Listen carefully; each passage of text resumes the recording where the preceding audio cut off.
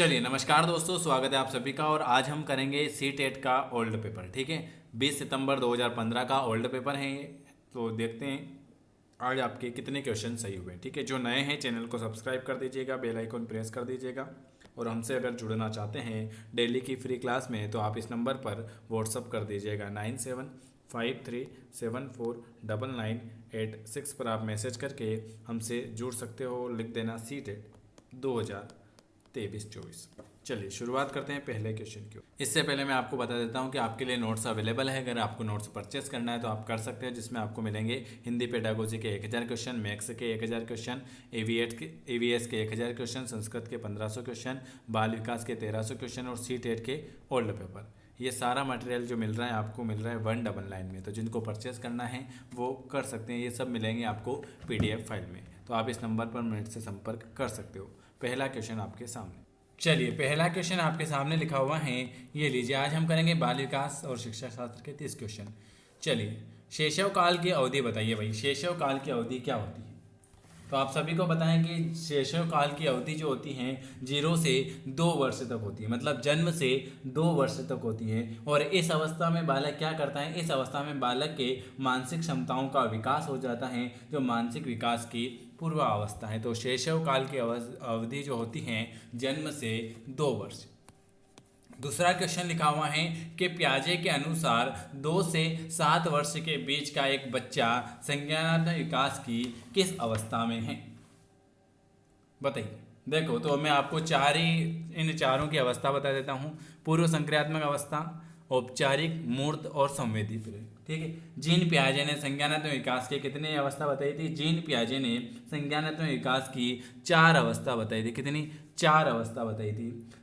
सबसे पहले 0 से 2 वर्ष, 0 से 2 वर्ष जो होती हैं संवेगात्मक अवस्था। 2 से 7 जो होती हैं, 2 से 7 जो होती हैं पूर्व संक्रियात्मक अवस्था। 7 से 12 जो होती हैं मूर्त संक्रियात्मक अवस्था होती हैं। और 12 से 16 जो होती हैं पूर्व संक्रियात्मक अवस्था होती हैं। अगर आपसे पूछे कि पियाजे के अनुसार 2 से 7 वर्ष के बीच की संज्ञानात्मक विकास की अवस्था को कहते हैं पूर्व संक्रियात्मक अवस्था, 12 से 16 औपचारिक, 7 से 12 मूर्त और 0 से 2 संवेदी।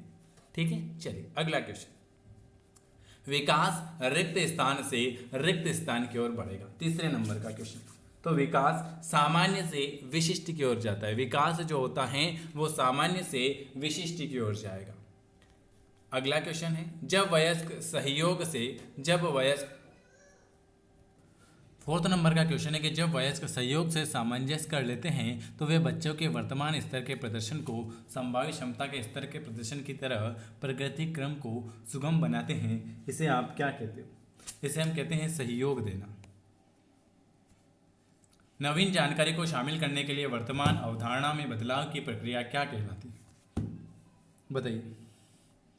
नवीन जानकारी को शामिल करने के लिए वर्तमान अवधारणा में बदलाव की प्रक्रिया को आप क्या कहते हो? तो उसे समायोजन कहेंगे। क्या कहेंगे? समायोजन। अगला क्वेश्चन क्या लिखा हुआ है? मध्य बाल्यावस्था में भाषा रिक्त स्थान के बजाय अधिक है। तो मध्य बाल्यावस्था में भाषा जो है समाजीकृत के बजाय अहम केंद्रित है। बाल केंद्रित शिक्षा में शामिल है। बाल केंद्रित शिक्षा में कौन शामिल है? बाल केंद्रित शिक्षा में कौन शामिल है? बालक की रुचियां। तो ऑप्शन आपका आ जाएगा ए वाला, बालक के लिए हस्तप्रक गतिविधियां। कक्षा अध्यापक ने राघव को अपनी कक्षा में अपने कीबोर्ड पर स्वयं द्वारा तैयार किया गया मधुर संगीत बजाते हुए देखा। कक्षा अध्यापक ने विचार किया कि राघव में बुद्धि उच्च स्तरीय है। कौन सी है? स्थानिक, शारीरिक, संगीतमय या भाषाई? सी वाला संगीतमय।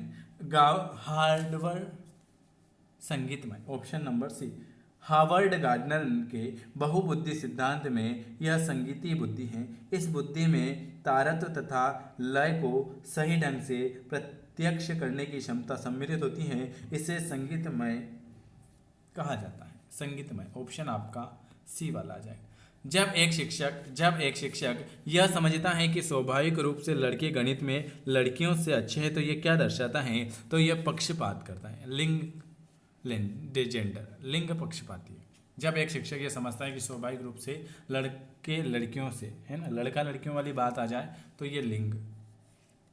समावेशी शिक्षा मानती है कि हमें रिक्त स्थान के अनुरूप बनाना चाहिए। चलिए बताइए, समावेशी शिक्षा मानती है कि हमें 10 नंबर का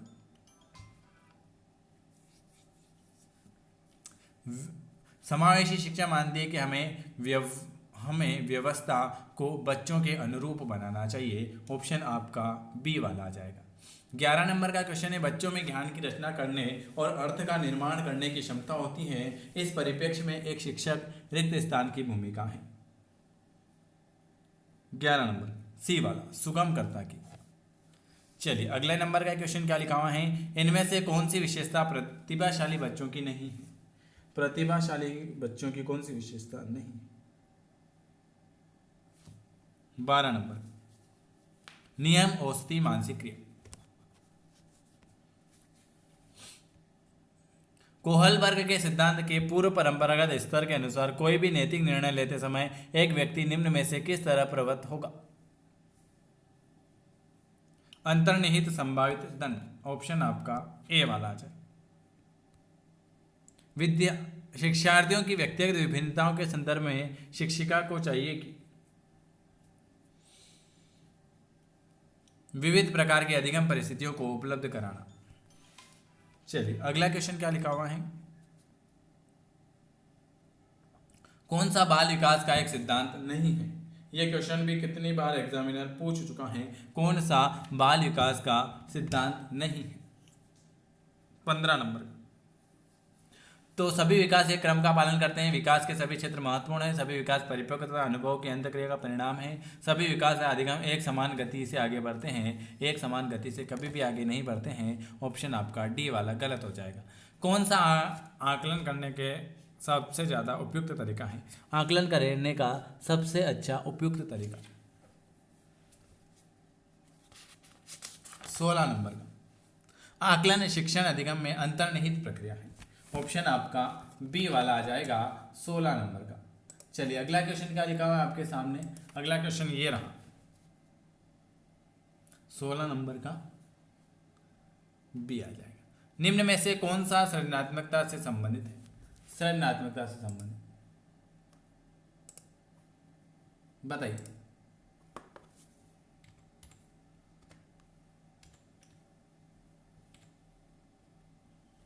बताइए सृजनात्मकता से संबंधित। अपसारी चिंतन को सृजनात्मक चिंतन भी कहा जाता है। इस चिंतन में व्यक्ति को जो तथ्य दिए गए होते हैं उनमें आपसी तरह से एक तथ्य जोड़कर वहां निष्कर्ष निकालता है। जैसे जली माचिस से भी लोग तरह तरह के होम डेकोरेट बना लेते हैं। अपसारी चिंतन। अगला, बच्चों के बारे में किस कथन से वाइगोत्स्की सहमत होते हैं? 18 नंबर का क्वेश्चन का आंसर बताइए। ए वाला, बच्चे वयस्क और वयस्कों के साथ सामाजिक अंतक्रिया के माध्यम से सीखते हैं। चलिए अगला क्वेश्चन क्या लिखा हुआ है, बच्चे 19 नंबर का, बच्चे जिज्ञासु प्राणी होते हैं जो अपने चारों ओर के जगत के खोजने के लिए अपने ही तर्कों और क्षमताओं का उपयोग करते हैं। बच्चों की त्रुटियों के बारे में कौन सा कथन सही है? बच्चों की त्रुटियों के बारे में, बच्चों की त्रुटियां उनके सीखने की प्रक्रिया का अंग है। अध्यापक को यह सुनिश्चित करना चाहिए कि उसकी कक्षा के सभी शिक्षार्थी अपने आप को स्वीकृत और सम्मानित समझें। इसके लिए शिक्षक को चाहिए कि वह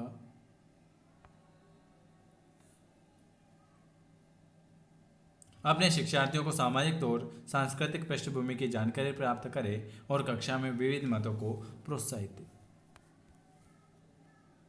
सुरेश सामान्य रूप से एक शांत कमरे में अकेले पढ़ना चाहता है, जबकि मदन एक समूह में अपने मित्रों के साथ पढ़ना चाहता है। यह उनमें विभिन्नता के कारण, यह किस विभिन्नता के कारण?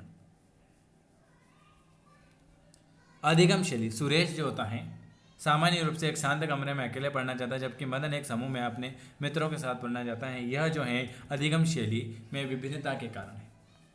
सी वाला, भारत में भाषाई विविधता बहुत है। इस संदर्भ में विशेषकर कक्षा फर्स्ट और सेकंड के प्राथमिक स्तर पर बहुभाषी कक्षाओं के बारे में सबसे ज्यादा उपयुक्त कथन।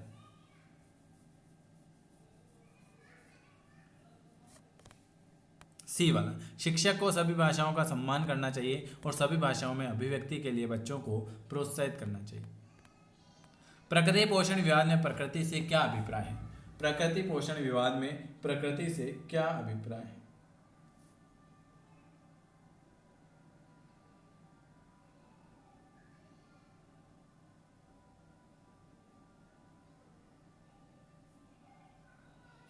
बताइए।